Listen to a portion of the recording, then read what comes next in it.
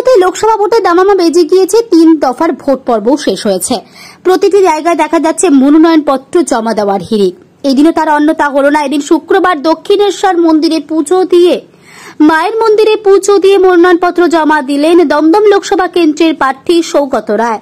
তার সঙ্গে পুজো দিয়ে মনোনয়নপত্র জমা দিতে গেলেন বরানগর বিধানসভা কেন্দ্রের প্রার্থী সায়ন্তিকা ব্যানার্জি। তাকেও দেখা গেল একই সাথে মনোনয়নপত্র জমা দিতে।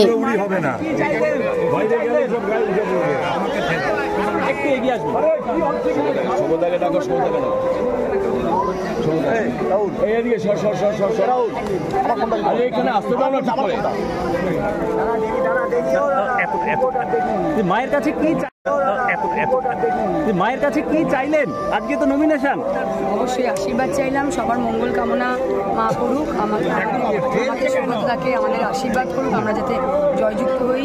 আমাদের মমতা বন্দ্যোপাধ্যায়, আমাদের দিদিমণি যেন ভালো থাকেন, সকলে মানুষজন সুস্থ থাকেন, এটা আছে। একেবারে লড়াই, একদম পথে চলতে লড়াই। আজকে নমিনেশনের ডেট কি বুঝছেন? বরানগরবাসীর যে উত্তেজনা, গোটা দমদম জুড়ে যে উত্তেজনা রয়েছে, সেইটার কি একটা নিটফল আমাদের সংক্ষিপ্ত আকারে বলুন।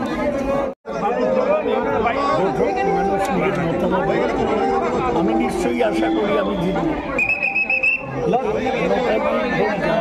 লড়াইটা এবার কি আগের মতনই হবে না? টাফ হবে না তো? দেখছি না তো সেরকম।